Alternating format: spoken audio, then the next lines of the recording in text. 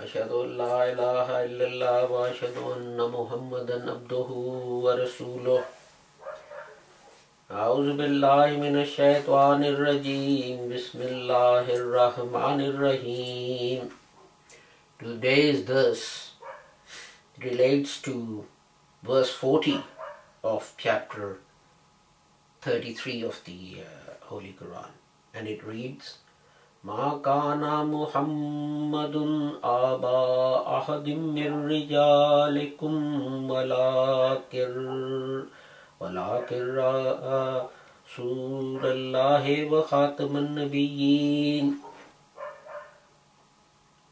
Muhammad is not the father of any of you men, but he is the messenger of Allah and the seal of the prophets. There is a dispute amongst members of the Qadiani Jamaat and the rest of the world about the meaning of this verse. The English translation of this verse is, Muhammad is not the father of any of you men, but he is the messenger of Allah and the seal of the prophets.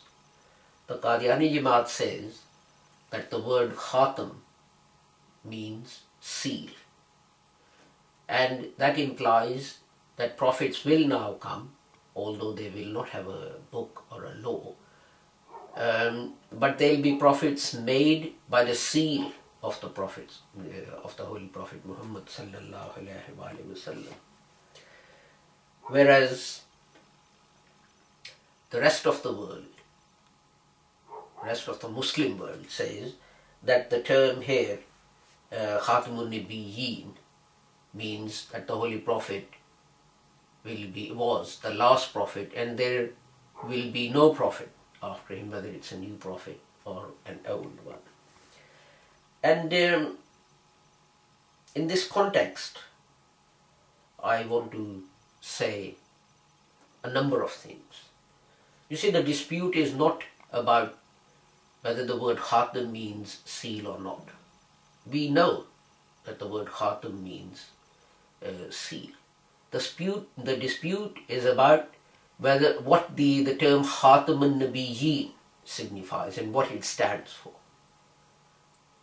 Let me give you an example. The word gravity, we all know what it means. It's the force with which the earth pulls something.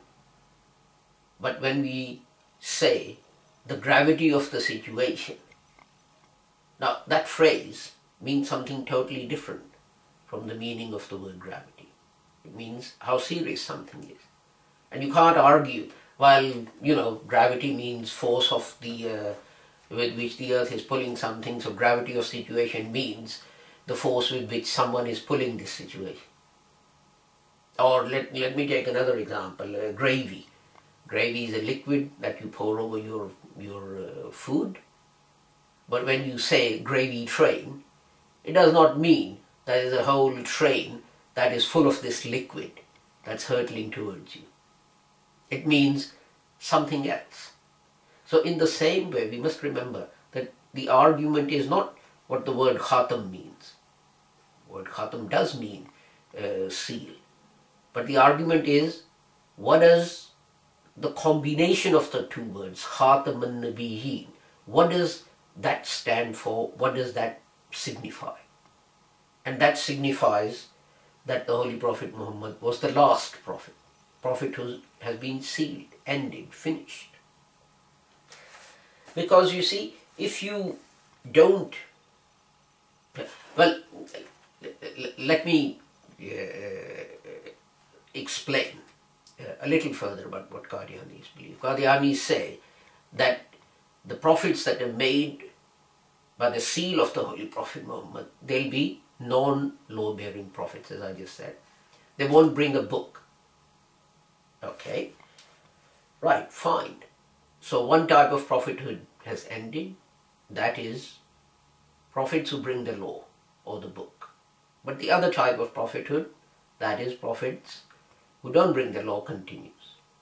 Now, I asked Qadianis, if this verse here means seal of the prophets, and it stands for prophets being made by the seal of the Holy Prophet Muhammad sallallahu alaihi wasallam, can you please point me to the verse in the Holy Quran that ends law-bearing prophethood?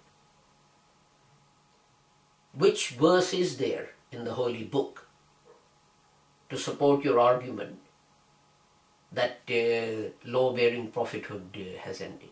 There's nowhere else ending of prophethood, sealing of prophethood, the Holy Prophet Muhammad being the last prophet, is not mentioned anywhere else in the Holy Quran.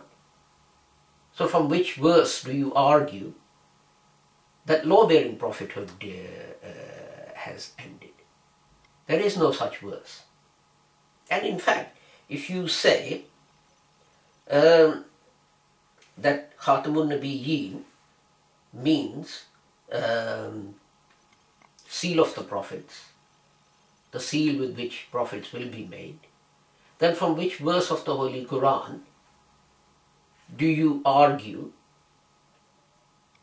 that law-bearing prophets won't come? This seal can make law-bearing prophets as much as it can make non-law-bearing prophets. There's no distinction here. It says Khatmun Nabiyyin.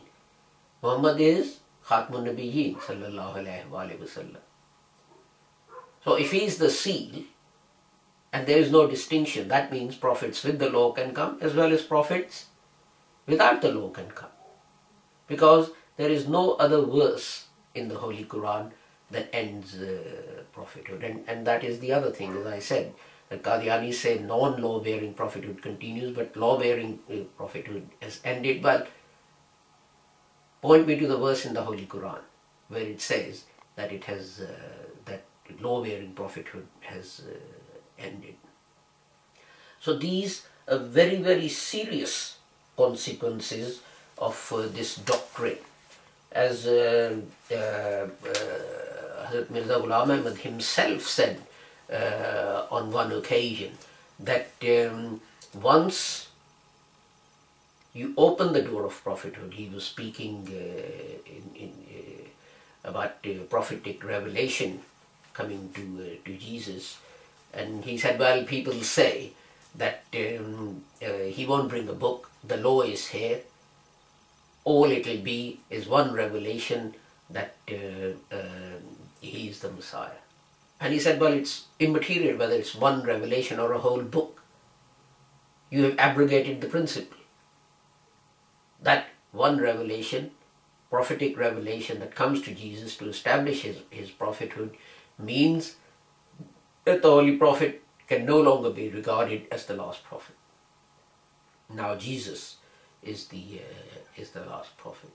So there are very serious consequences of these beliefs and concepts and ideas. And I'm amazed that very intelligent, very literate and very able Qadianis cannot see where such, well, how shall I put it, nonsensical ideas are taking them, and where they are taking the religion of Islam. I'd be glad to get any reference from a Qadiani in reply to this video to show us how they argue that prophethood with the law has terminated. And I want them to show that to us from the Holy Quran, not from anything else. Thank you very much. More next week.